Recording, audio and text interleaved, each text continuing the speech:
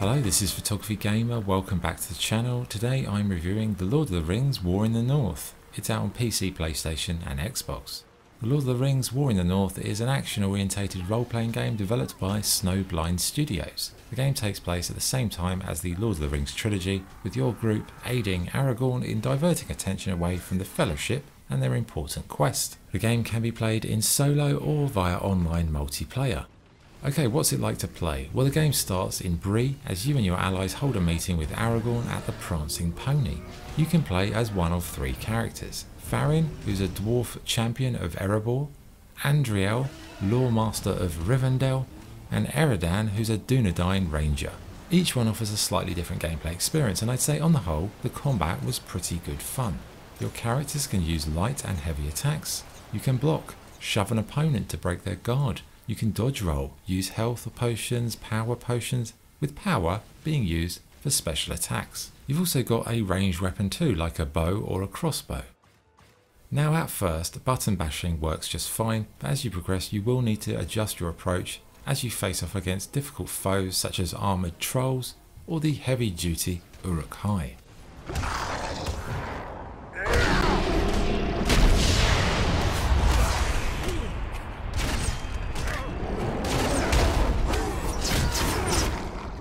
As you level up, you can choose which stats to improve. You can purchase or loot new weapons, whether they be one or two-handed.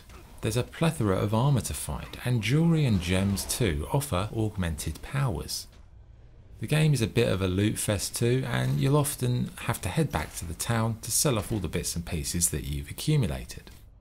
In the towns such as Bree or Rivendell, you can visit a blacksmith to repair your loadout. You can trade, sell items, buy items. You can take on new side quests, or you can have some pretty interesting conversations.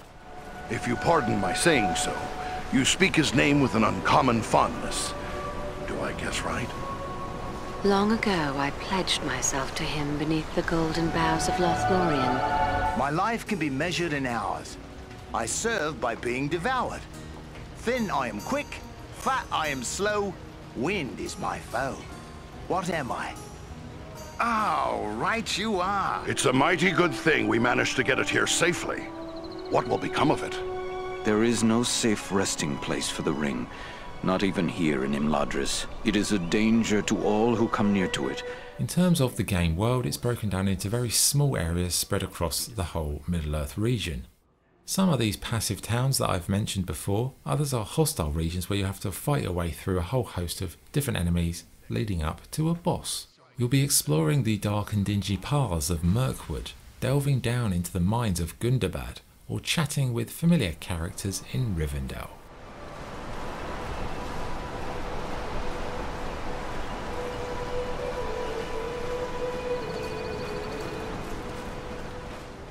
In terms of story, it's a work of fan fiction, but it's fan fiction done right, with it respecting the source material and seamlessly fitting into the franchise's core narrative, Frodo's journey to destroy the One Ring.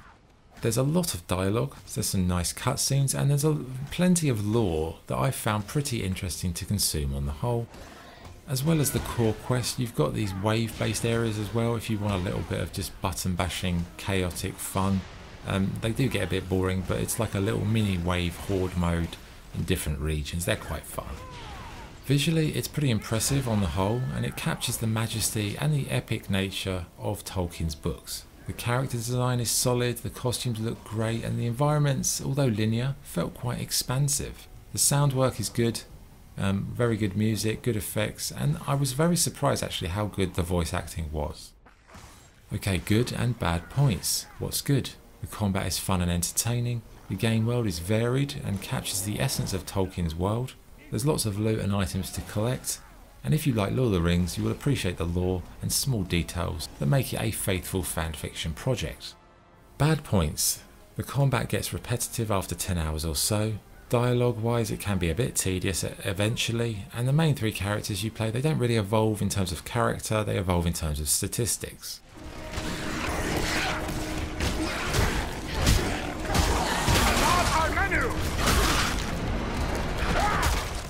Okay, verdict. War in the North is a rich and interesting action RPG with solid combat, excellent storytelling and lots of Middle-earth references for fans of the series. It's a good action game that maybe does drag on a little bit in the latter stages, but for the most part it was good fun, definitely worth it for a Lord of the Rings fan.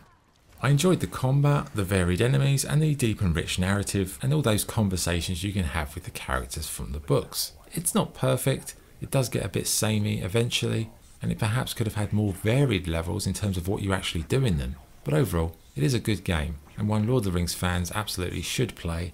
Sadly, it isn't available on many systems, it's still quite difficult to get hold of, like you cannot buy it on Steam, although I played it on Steam. You can get a code, I got it from cdkeys.com, about £15, quite expensive for an old game, but I definitely thought it was worth it because I enjoyed it, so yeah, check it out if you fancy the game. Okay, scoring Lord of the Rings, War in the North, I'd give it 8 out of 10, I quite enjoyed this one. Okay, that's the review, thanks for watching, this is PG signing off, thanks.